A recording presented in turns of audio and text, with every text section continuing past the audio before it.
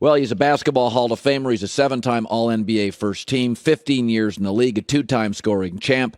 He's got his own basketball league now, the Ones Basketball League. Tracy McGrady is gracing us today on a Friday. That is nice in studio. T-Mac is stopping by. We do not get people like Tracy McGrady on a Friday to just stop by our show. It's great to see you. You know, I said this before the finals. I love Steph Curry. And I said, I'm sorry, I don't need him to win another award to validate his impact. I love him. I love what he's about. I just love his selflessness, his IQ, his leadership. I think he's a good dude. He could have left, by the way, a couple years ago. But a lot of people disagree with me. They're like, he's got to do this to be this. How do you feel about Steph before last night and after? Is there a shift for you on how you view him? Yeah, I think he solidified himself as, if not top 10, he's knocking on that door after last night. Yeah. Because you got to understand, those guys that are in top 10, these guys are multiple final MVPs, all NBA, first team, multiple times, regular season MVPs. And Steph Curry, the only thing that was missing out of his resume was the finals MVP. Right. So now he has that. And I think that was the knock on him, right? And even for me, like if you're going to put him in that class with Magic Johnson's and the elites of the elites, yeah, he had to win a final MVP for me to consider him in that class with those guys. I thought this team, I didn't see him as a finals team for one reason, Tracy. I thought their young players were too young. This year? Yes. Okay, so this is what I thought. I thought Moody's not ready, Poole's not ready, Kuminga's not ready, Wiseman's not ready. So the bench won't be as good. And they're old guys, Iggy, Steph, Clay, Draymond. One's coming off an injury, one's older. So I thought they're a little too old here and a little too young here. Generally, you have to have about 3 guys in their prime athletically. Shaq and Kobe in their prime. MJ, Pippen in their prime. Not a lot of guys in their prime here. They're just a year away or a year past it or 3 years. So I am shocked. When the season started, did you think this would be the conclusion? Yes. I stated this last year. I said if Clay was to come back healthy, Golden State was going to win a championship. Now, during the playoffs, I changed my pick. When I watched Boston go through the Eastern Conference, I was like, Boston has the team to match up with Golden State to be able to beat these guys. So I think I took Boston in 6. But going back to last year and beginning of the season, if Clay was to be healthy, Dre was to be healthy, Steph would be healthy, I had them to win a championship. Are you disappointed today in Jayson Tatum? I wouldn't say disappointed. The guy's 24 years old, right. Never played on this level. He's going against a team that has all the experience in the world. And good defenders. And great defenders, yeah. Right? So to me, this is a learning experience for him, right? And I stated this earlier, like he needs to go back and watch these 6 games on how he can get better and learn from this, and hopefully he could get back next year and be better on this stage. But I wouldn't say disappointed. I mean, he's going against a great team with great experience. Well, and I also think, and I said this to start the show, it's a little unfair. Whereas the Warriors have a lot of players that can do things better than Steph can. Wiggins is more athletic, twitchier. Draymond's the pure defender. Clay's the spot-up shooter. Mm-hmm. Looney's the rebounder. With Tatum, they asked him to do a lot. They asked him, hey, initiate the offense. Well, he's not a great ball handler. Yeah. And Marcus Smart's not a true point. So I thought the longer the series went and the longer the playoffs went, I thought he was a little gassed last night. And because I think they asked him, I think they need another shooter, a Buddy Hield, and I think they need a pure point. That's exactly what they need. They need a pure point guard. They need someone like a Brogdon and a Brunson, someone that doesn't turn the ball over, can control the pace, initiate the offense, right? When things are out of control, he can kind of get everybody in their right spots, get quality shots. I think you look at game last night, the game plan was great. Post up Steph, let's try to make him work, let's play inside out. When Golden State gets to making all those threes, now you're trying to keep up with them, and you start playing like Golden State, but you don't have that personnel. You can't play that way. That's right. And I think that's where they got in trouble. They reverted back to taking ill-advised shots, turning the ball over, and that's a recipe for disaster, and you can't do that against a team like this. Yeah, it's. I thought their half-court offense, Jeff Van Gundy said this. He goes, there's just no rhythm here. No rhythm. That's just, one of the things I like about Draymond, and I got a little podcast network, and he's on it. So Draymond and I talk, and I have great respect for him. But you know this because you played in the NBA for 15 years. It really is important. Most teams, even Steph and Clay are different. Steph is an initiator and a shooter. Clay is a catch and shoot guy.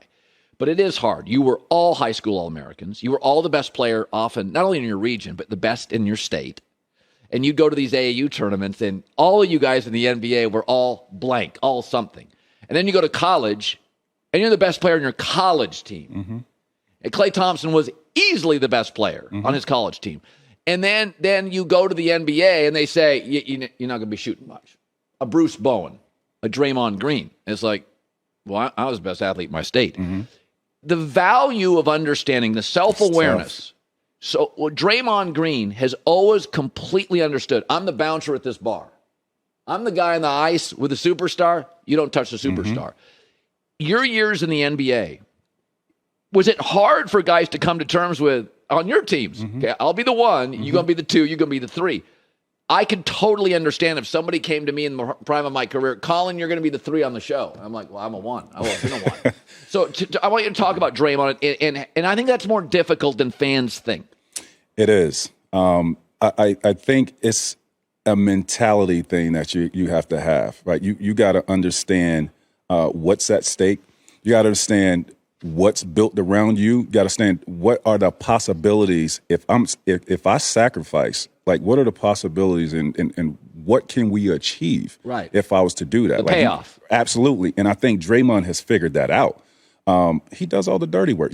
I think every team needs a Draymond Green, right? From his leadership. Did you play with one? I did not. Ben Wallace was a classic. Yeah. P.J. Tucker. Didn't play with him. No. Yeah. Didn't have one. Not a lot out there. No. These guys don't care about a lot. What Draymond does doesn't really show up on the stat sheet, right? Like, he could have a bad game. There have been some games in the final where Draymond has had 5 points. Like, he was pretty bad in the beginning of the season. Yeah. But I think the other things that he brings doesn't show up on the stat sheet. And, last night he was phenomenal. He reverted back to the old Drake. He was phenomenal. I thought it was one of the night. best games he's played in the playoffs.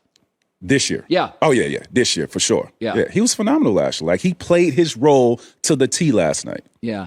By the way, the way he I'm going to get to this next with Tracy McGrady, because I want to ask you about Wiggins, a number one pick, number one recruit, number one everything, who had to play a role. That's not easy. And I thought he was an incredibly easy guy for me to root for last night. I was really rooting for Andrew Wiggins, more with T-Mac in a second.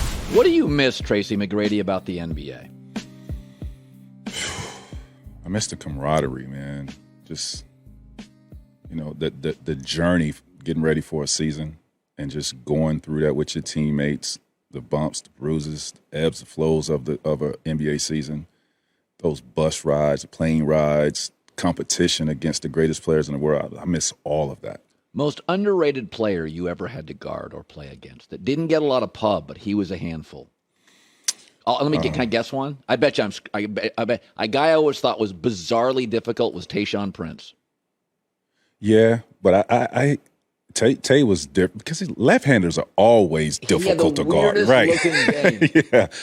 For me, it was Jamal Mashburn. Yeah, you're the second guy this week that said that. No, for real. Who was on this show that said Jamal? Oh, was it Antoine Walker? Somebody came on this show and said... Yeah, it was recently, too. And he said Jamal was a load. Jamal Mashburn was a tough guard. 6'8". Like, guys that have, like, really high skills like a Luka, right? They're not the fastest. They're not the quickest. They can't really jump. Athleticism is non-existing. But they know how to create space, right, to get their shot off, know how to use their body, and Jamal Mashburn was one of those guys. Yeah. What star did you love playing against, and you thought you got his number a couple times? Kobe. Yeah, Kobe. I mean, you're talking about one of the greatest players of all time, and to compete against him and put up numbers and beat him and outdo him sometimes, absolutely, it has to be him. Like, he's the ultimate competitor. He's a little trash talker. We never talked trash with each other. Never. Not one time. He respected you. Yeah. Yeah, you dunked on him a couple times. I wouldn't say I dunked on him, but I had my fair share of, You ever drop 40 on him? No, the highest was 38. Well, that's pretty good. Yeah. I'd accept that. You started a league, the Ones Basketball League. So explain what it is. So we go to we've been to 6 cities. This is our last stop before we had a championship in Vegas. But what it basically is taking guys that still have a high level skill of basketball, high level of passion for the game of basketball. And you got to be wired differently to play one-on-one basketball, right? Right. To get out there, there's no help. It's just you versus the guy in front of you. But it's giving these guys an opportunity to showcase their skills. And some of these guys are really, really skilled. And, when you look at the landscape, this is a global league that we're trying to build. Basketball is all over the world. This is one-on-one to me is the pure essence of basketball, right? Because, we all played one-on-one when we were younger. But take UFC for an example, right? We didn't know who the fighters were on until they got on the UFC platform. That's right. And now they're stars, mega stars. The same I want to do for these guys, with basketball. So consider us like the UFC of basketball, right? We just have a bunch of great young talent that's a part of our league that is making a name for themselves, and we look to tell their stories. And you have like a $250,000 grand prize. Yeah, so we go to 6 regions. We take the top 3 guys from each region. They get an invite to Vegas. The number 1 guy from that region wins $10,000. Once we get our 18 guys, we go to Vegas, and the top player is going to win $250,000. Somebody's life's going to change that day. Isn't that great? That's awesome. First of all, I think this is a brilliant basketball idea. Thank you. Everybody can relate to this. Thank you. I think it's really smart, and nobody's done it yet. And I remember as a kid, this is how old I am. They did horse years ago. I remember that. And like a lot of guys, and some guys they'd spin the ball in their hand, and guys were like, I'm not going to do that shot. One-on-one is the essence. Yeah. So I've made this argument that if you did a one-on-one tournament in the history of the NBA, Durant would beat Jordan. Kevin Durant would be the best player. He could put it on the deck. Michael can't stop. He's too long. LeBron can't stop it. Nobody can. And the bigs, they can't stay in front of it. No.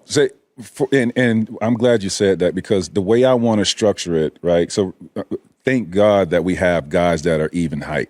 But I think when we come back, the goal for me is to have, just like fighting has weight classes, I want to have height classes, because it's not – I don't want this to be a gimmick. I don't want a 6'1", 6'2" guard going up against a 6'10". Robert Williams. Right? Like that's not fair. I don't want to see that. Right. I want guys to be – I want an even level playing field of height. And so I think that's what we're going to create for next season. And we also adding the women in for next season as well. You are. Oh, yeah. We gotta add the women in. It's called the Ones Basketball League. Again, winner of each region takes home $10,000. Finals in Vegas, which will be $250,000. I was saying this. That basketball, this is one, I love the NBA. And I'm kind of an NFL, NBA guy. Mm-hmm. And nothing against baseball or other stuff, but that's what I love. And I grew up with the Sonics and the Blazers, and Spencer Haywood and Jerry West and all those guys. Here's my one knock on the basketball culture in America, is that we demonize college basketball. And in football, it's understood. We're going to make you a better person and a football player. You're going to go to college. You're going to be hard coached. You're going to hang out with kids for 3 years from Asia, kids that are small, short, tall, different languages, and you're going to grow as a person. And so by the time you get to the pros, like you're an adult, like you've experienced different things. What bothers me about basketball sometimes, it's all about, he's good, let's get him paid. And I'm like, time out. I want to see emotional growth. Right. Because you get to the NBA and you can't drink at the bar. and that's, so the basketball culture. You've taught that. And I think to myself, when I watch the Celtics, when I watch the Bucks, when I see the Warriors, those guys are adults, they're hard coached, they're committed, they're great teammates. A lot of those guys went to college. Mm-hmm. Tatum went to college. And you start looking at Steph went multiple years. Mm-hmm. Draymond won. Clay went multiple years. And that bothers me, that we've demonized college basketball. It's bad. Go get paid at the G League. Am I off base? How does that land for you? I can understand your point. I got a rebuttal for that, though. Okay. You go back to my era, like starting 1995, Kevin Garnett. high school. Yeah. 1996, Kobe Bryant, high school. 97, Tracy McGrady, high school, right? 2003, arguably one of the greatest players of all time, LeBron James, high school.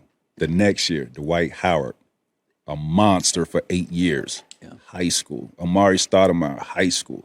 Like, guys that didn't go to college had a huge impact on the NBA. Like, they were the face of the NBA. So I can understand what you're saying. Most of the guys, in Tim Duncan, Grant Hill, 4 years of college, some of the greatest basketball players. Like, I think if you have the talent to come to bypass college and go to the pros, that's why they have scouts. Yeah, I don't have a problem with that. I don't have. If you can go high school to pro, I don't have a problem with it. What I don't like is this constant college basketball is bad. Go to the G League overseas. It's like I don't know who Zion is without college basketball.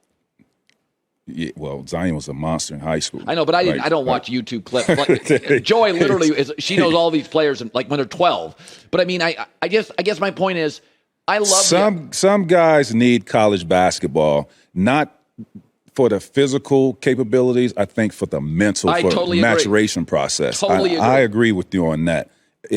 Coming out of high school, or leaving high school, going across seas for a year, or going into the G League, and then trying to make that jump to the NBA. Like, some guys need 2-3 years of college. I agree. They do, because they're just not mature enough to come on that level. The idea that I could be an NBA player at 19. I mean, I'm seriously. I don't think I grew up till I was 32. I think we ask a lot of our basketball players. For sure. We go be a pro. Whoa. All right, home should be the safest place for all of us. Go to simplysafecolin.com. 20% off interactive monitoring. Okay, it's called the Ones Basketball League. Now, if I want to join this, what do I do? OBLHoops.com. We have OBL Hoops Instagram. We have Twitter. We have every social media platform. But go to OBLHoops.com. OBLHoops.com. And I can watch videos? Yeah, absolutely. Okay. Send in your video, nope, Colin. Let me vet you. Let me see what you got. No, I need Joy. Get him in the gym. Post some footage. 10 minutes of you shooting around. I might include you. I'm 58. I might give you a gold token. Colin is making a vodka soda. Do we have a senior division? T-Mac, thanks, buddy. See you Monday. Hi, everybody. Thanks for watching. Subscribe here to get the latest from the show. Also, be sure to check out more of the best clips from The Herd, or go watch a few segments from other shows on FS1.